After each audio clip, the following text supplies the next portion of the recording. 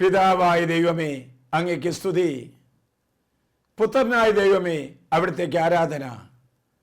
പരിശുദ്ധാത്മാവായ ദൈവമേ, അവിടത്തേക്ക് നന്ദി. നിത്യം പിതാവും പുത്രനും പരിശുദ്ധാത്മാവുമായ സർവേശ്വര, നിത്യജീവൻ ശുശ്രൂഷയ്ക്കായി ഷാലോം ടിവിയുടെ പ്രേക്ഷകരായി വിവിധങ്ങളായ സ്ഥലങ്ങളിൽ സമ്മേളിച്ചിരിക്കുന്ന സർവ മക്കളെയും അങ്ങേ കരങ്ങളിലേക്ക് സമ്പൂർണമായി കാഴ്ചവെക്കുന്നു. ഇന്ന് ആമുഖമായ വചനം തരുന്നത് 100-ാമത്തെ സങ്കീർത്തനം 5-ാം വാക്യം. കർത്താവ് നല്ലവനാണ്, അവിടുത്തെ കാരുണ്യം ശാശ്വതമാണ്, അവിടുത്തെ വിശ്വസ്തത തലമുറകളോളം നിലനിൽക്കുന്നു. കർത്താവ് നല്ലവനാണ്, അവിടുത്തെ കാരുണ്യം ശാശ്വതമാണ്, അവിടുത്തെ വിശ്വസ്തത തലമുറകളോളം നിലനിൽക്കുന്നു. പ്രിയപ്പെട്ട മകളെ, ഈ മാസം നവംബർ മാസം മരിച്ച വിശ്വാസികളെ ഓർക്കുവാനും അനുസ്മരിക്കാനും പ്രാർത്ഥിക്കുവാനുമായി തിരുസഭാ മാതാവ് മാറ്റിവെച്ചിരിക്കുന്ന ഒരു മാസമാണ്. വിശുദ്ധയായിരിക്കുന്ന കാതറിൻ പറയുന്നു, ശുദ്ധീകരണ സ്ഥലം അനുഗ്രഹങ്ങളുടെ ഒരു കൂടാരമാണ്. പാപത്തിന്റെ തുരുമ്പ് സ്വർഗീയ ആനന്ദത്തിലേക്ക് പ്രവേശിക്കുവാൻ തടസ്സമാണ്. എത്ര നിസ്സാരമായ കളങ്കമാണെങ്കിലും ആ കളങ്കം കഴുകി വിശുദ്ധീകരിച്ചാൽ മാത്രമേ സ്വർഗത്തിലേക്ക് പ്രവേശിക്കാൻ സാധിക്കുക. കർത്താവിൻ്റെ ശരീരവും മണവാട്ടിയുമായി നിൽക്കുന്ന തിരുസഭയ്ക്ക് 3 ശാഖകളുണ്ട്. സ്വർഗത്തിൽ വിജയാഘോഷം കൊണ്ടാടുന്ന വിജയസഭ, ഭൂമിയിൽ ലോകം, പിശാച്, ശരീരം എന്നീ 3 ശത്രുക്കളോട് യുദ്ധം ചെയ്യുന്ന സമരസഭ, ശുദ്ധീകരണ സ്ഥലത്തിലെ സഹനസഭ. വിജയസഭ, സമരസഭ, സഹനസഭ, ഇത് 3ഉം ചേർന്ന് ഈ സമയം കർത്താവിൻ്റെ സന്നിധിയിലേക്ക് നമ്മൾ പ്രാർത്ഥനയിലേക്ക് കടന്നു വരികയാണ്. നമുക്ക് പ്രിയപ്പെട്ടവർ സ്വർഗത്തിന് പ്രിയപ്പെട്ടവരായി തീരുന്നതാണല്ലോ മരണം. ശ്രദ്ധിച്ചോ? നമുക്ക് പ്രിയപ്പെട്ടവർ സ്വർഗത്തിന് പ്രിയപ്പെട്ടവരായി തീരുന്നതാണല്ലോ മരണം. ഒരിക്കലും മടങ്ങി വരാൻ പറ്റാത്ത വണ്ണത്തിൽ അകന്നുപോയിട്ടുള്ള നമ്മുടെ പ്രിയപ്പെട്ടവരുണ്ട്. പിതൃവാത്സല്യം, മാതൃവാത്സല്യം തന്ന് അകന്നുപോയവർ, സംരക്ഷണ വലയത്തിൽ നിന്ന് അകന്നുപോയ സഹോദരി സഹോദരന്മാർ, സൗഹൃദത്തിന്റെ കൂട്ടിൽ നിന്ന് പിരിഞ്ഞു പോയിരിക്കുന്ന സുഹൃത്തുക്കൾ, കണ്ട് കൊതി തീരും മുമ്പേ പിരിഞ്ഞു പോയിരിക്കുന്ന കുഞ്ഞുമക്കൾ, പേരില്ലാതെ ഗർഭപാത്രത്തിൽ വെച്ച് മരിച്ചു പോയിട്ടുള്ളവർ, ഇങ്ങനെ ഒട്ടനവധി ആളുകളുടെ ഓർമ്മകൾ നമ്മുടെ മനസ്സിലൂടെ കടന്നു വരുന്നുണ്ട്. വചനം പറയുന്നു, യാക്കോബിന്റെ ലേഖനം 4-ാം അധ്യായം 14-ാം വാക്യം, നാളത്തെ നിങ്ങളുടെ ജീവിതം എങ്ങനെയുള്ളതാണെന്ന് നിങ്ങൾക്ക് അറിഞ്ഞുകൂടല്ലോ. ഇന്ന് പ്രത്യക്ഷപ്പെടുകയും നാളെ അപ്രത്യക്ഷമാവുകയും ചെയ്യുന്ന മൂടൽ മഞ്ഞിന് സദൃശ്യമാണ് മനുഷ്യ ജീവിതം. മകളെ, പക്ഷികൾ കൂടുകളിലേക്ക് ചേക്കേറുന്നത് പോലെ സ്വർഗത്തിൽ ചേക്കേറേണ്ടവരാണ് നമ്മൾ. മരണശേഷം ഭൂരിഭാഗം ആത്മാക്കളും എത്തിച്ചേരുന്ന ഏറ്റവും കഠിന വേദന അനുഭവിക്കേണ്ടി വരുന്ന ഒരു അഗ്നി തടവറയാണ് ശുദ്ധീകരണ സ്ഥലം എന്ന് പറയുന്നത്. ദൈവശാസ്ത്രത്തിന്റെ രാജകുമാരനായിരിക്കുന്ന തോമസ് അക്വിനസ് പറയുന്നു, ശുദ്ധീകരണ സ്ഥലത്തിലെ അഗ്നി അതിന്റെ കാഠിന്യത്തിൽ നരകാഗ്നിക്ക് തുല്യം തന്നെയാണ്. അഗ്നിസ്പർശം എത്ര ചെറുതായിരുന്നാൽ പോലും ഈ ലോകത്തിലെ സമസ്ത വേദനയെക്കാളും ഭയാനകമാണ് എന്ന്. കത്തോലിക്ക സഭയുടെ മതബോധന ഗ്രന്ഥത്തിൽ നാം വായിക്കുന്നു, ദൈവകൃപാവരത്തിലും സൗഹൃദത്തിലും മരിക്കുന്നവർ പൂർണ്ണമായും ശുദ്ധീകരിക്കപ്പെട്ടവരല്ല എങ്കിലും നിത്യരക്ഷയുടെ ഉറപ്പ് നേടിയിട്ടുള്ളവരാണ് അവർ. എന്നാൽ സ്വർഗീയ ആനന്ദത്തിലേക്ക് പ്രവേശിക്കുവാൻ ആവശ്യമായിരിക്കുന്ന വിശുദ്ധി നേടുന്നതിന് വേണ്ടി അവർ മരണാനന്തരം വിശുദ്ധി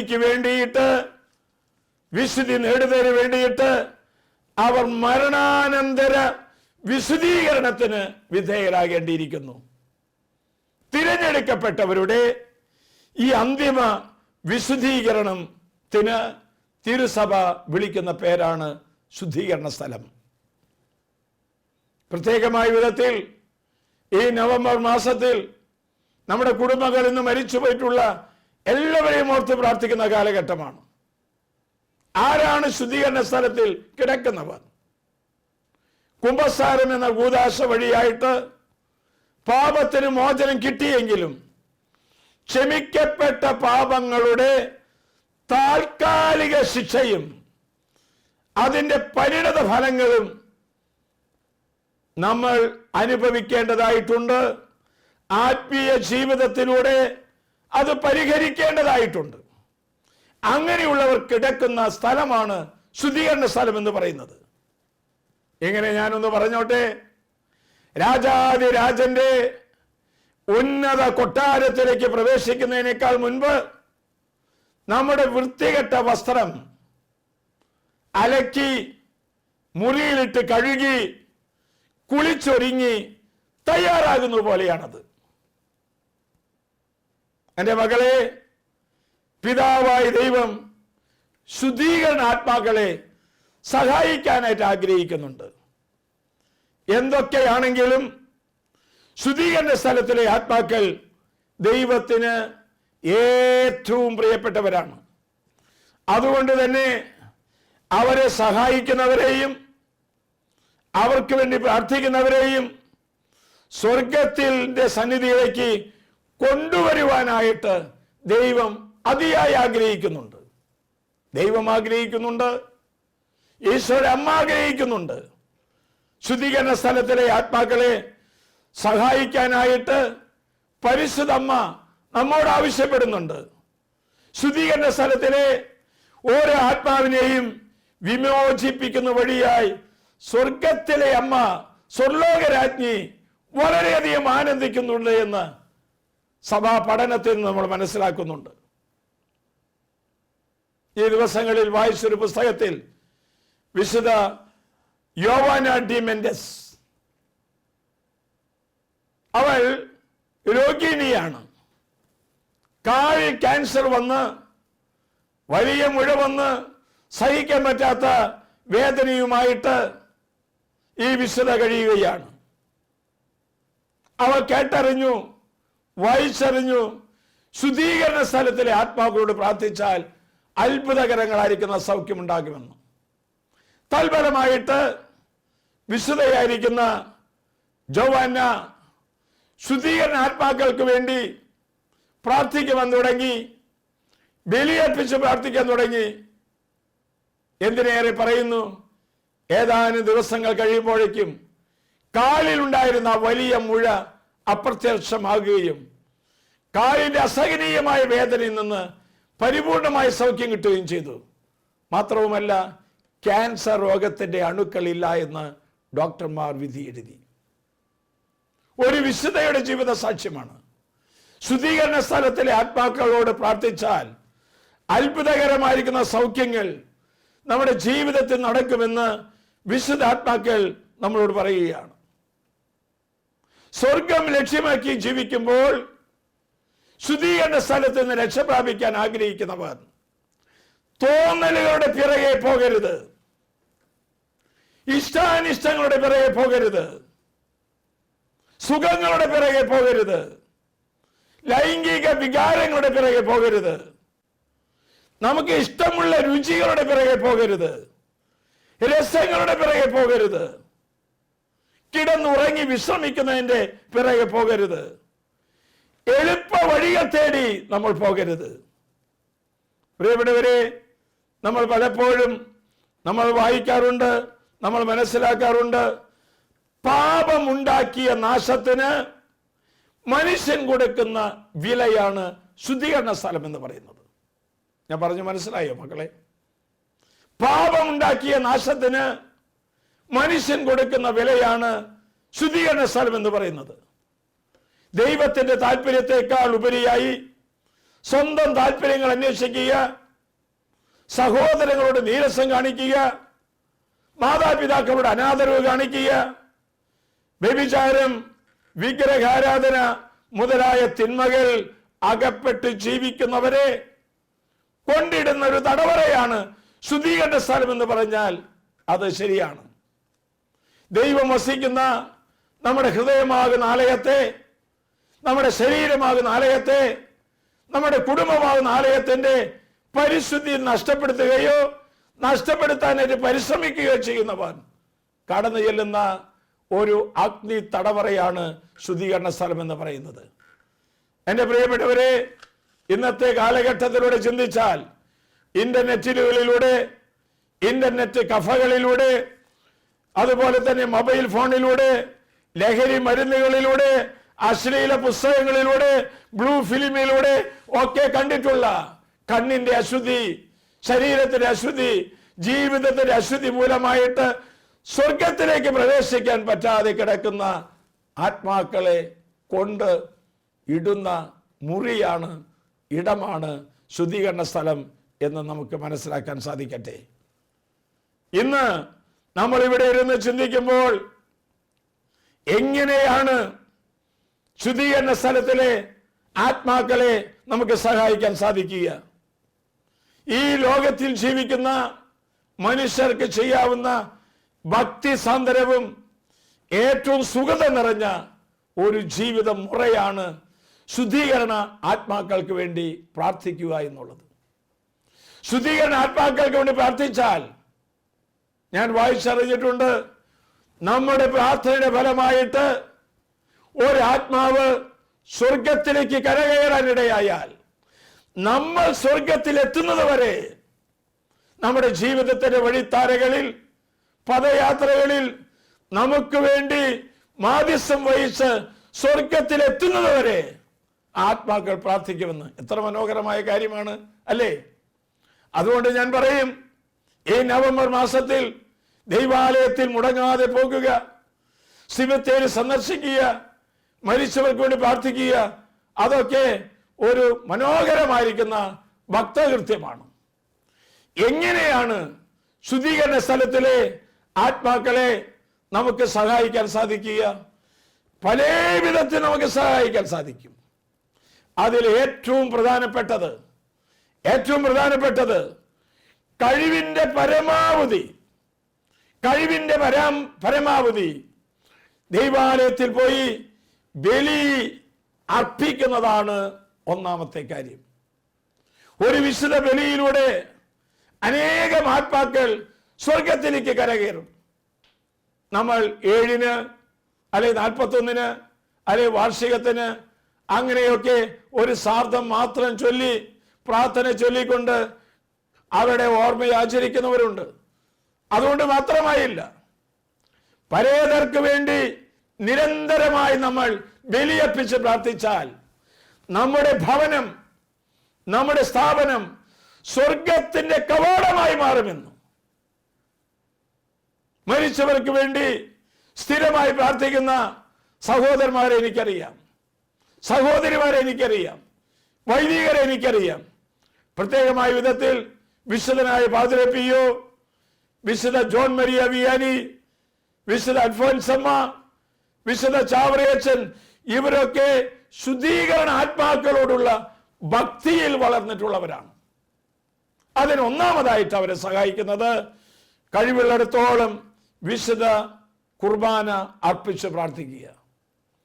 ഇനി അർപ്പിക്കാനായിട്ട് പണമില്ല, മറ്റേതെങ്കിലും സൗകര്യം കുറവാണെങ്കിലോ വിശുദ്ധ ബലിയിൽ സംബന്ധിച്ച് പങ്കുകൊള്ളുക. ചില ആളുകൾ പ്രാർത്ഥിക്കുന്നതും പങ്കുകൊള്ളുന്നതും സിമിത്തേരി പോയി പ്രാർത്ഥിക്കുന്നു ഞാൻ കണ്ടിട്ടുണ്ട്. ഒരിക്കൽ സിമിത്തേരിയിൽ ഒപ്പീസ് നടത്തിക്കൊണ്ടിരിക്കുന്ന വേളയിൽ ഒരമ്മയും ഒരു കൊച്ചുമോളും കൂടി വന്ന് ഒരു കല്ലറയുടെ അടുത്ത് വന്ന് ഏതാനും പൂക്കൾ വിരിച്ച് 2-3 മെഴുകുതിരി കത്തിച്ച് പ്രാർത്ഥിക്കുന്നത് കണ്ടു. ഞങ്ങളെല്ലാവരും പോയിട്ടും ആ അമ്മയും മോളും അവിടുന്ന് എഴുന്നേറ്റിട്ടില്ല. കുറച്ച് കഴിഞ്ഞ് ഓഫീസ് കഴിഞ്ഞ് ഞാൻ ഗേറ്റിൻ്റെ അവിടെ കാത്തു നിന്നു. ഞാൻ ചോദിച്ചു, ആരാ മരിച്ചത്?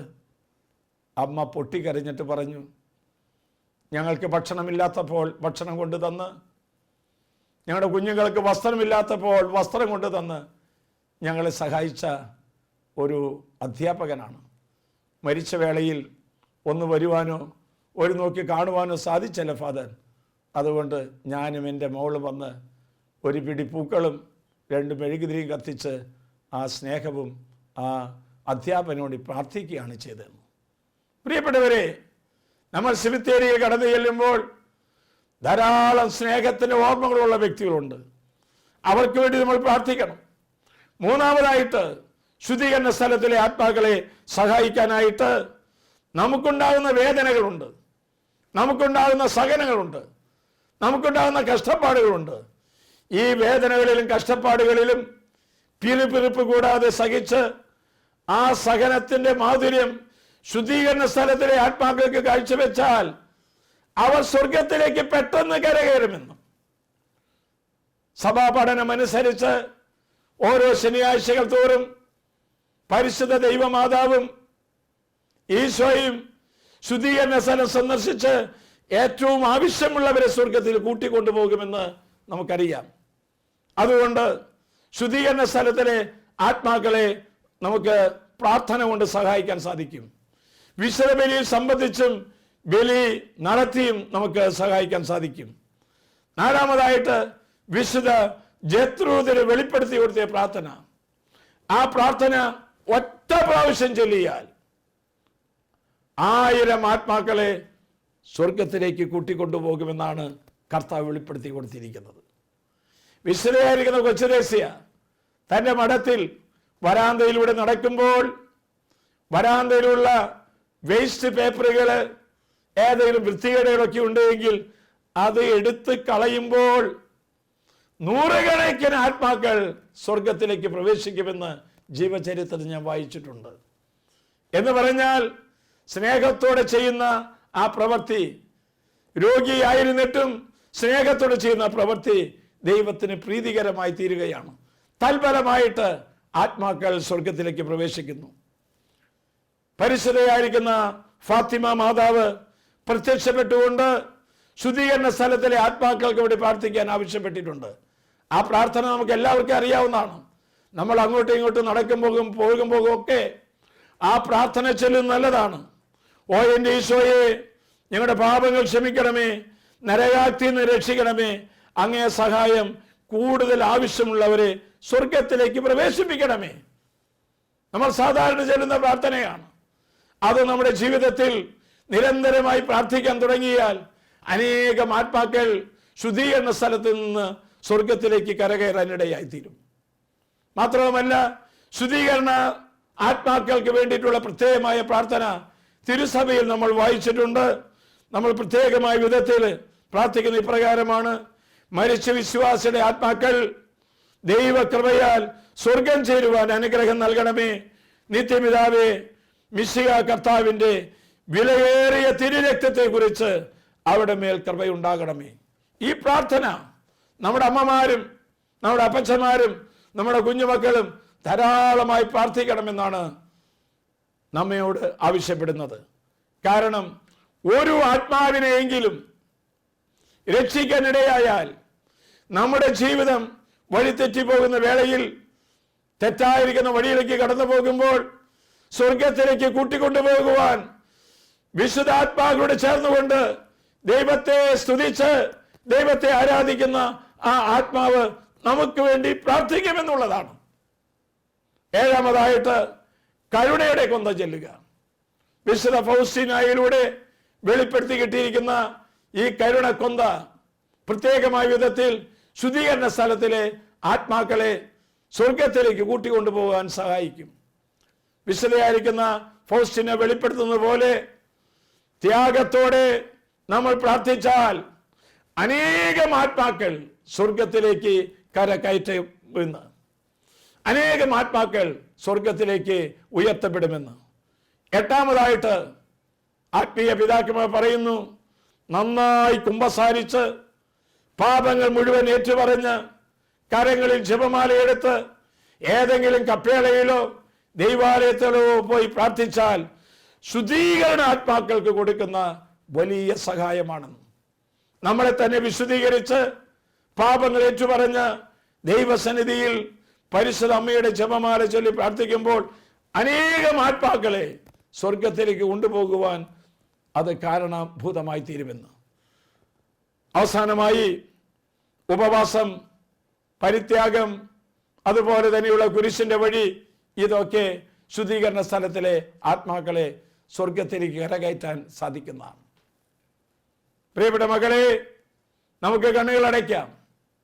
നമ്മുടെ കുടുംബത്തിൽ നിന്ന് മരിച്ചു പോയിട്ടുള്ള സർവരെയും ഓർക്കാം. കുഞ്ഞുമക്കൾ, ബാലിക ബാലന്മാർ, യുവജനങ്ങൾ, ദമ്പതികൾ, ഏകസ്ഥർ, പ്രേക്ഷിത ഗണങ്ങൾ, ശുശ്രൂഷകർ, വൈദികർ, അഭിമന്യ പിതാക്കന്മാർ, ഇവരൊക്കെ നമ്മുടെ പ്രാർത്ഥനാ സഹായം തേടുന്നവരാണ്. നമുക്ക് പ്രാർത്ഥിക്കാം. മരിച്ച വിശ്വാസികളുടെ എല്ലാ ആത്മാക്കൾക്കും വേണ്ടി ഞങ്ങൾ പ്രാർത്ഥിക്കുന്നു. സ്വർഗത്തിൽ എത്തിച്ചേരുന്നത് വരെ ഞങ്ങളുടെ ത്യാഗങ്ങളും ഞങ്ങളുടെ പ്രാർത്ഥനകളും കാഴ്ചവെച്ചുകൊണ്ട് ശുദ്ധീകരണ സ്ഥലത്തിലെ ആത്മാക്കളെ സ്വർഗത്തിലേക്ക് കരകയറ്റുവാൻ ഇടവരുത്തണമേ. പരിശുദ്ധ അമ്മേ, ഞങ്ങൾക്ക് വേണ്ടി പ്രാർത്ഥിക്കണമേ. നിത്യം പിതാവും പുത്രനും പരിശുദ്ധാത്മാവുമായി സർവേശ്വര എന്നേക്കും ആമേൻ.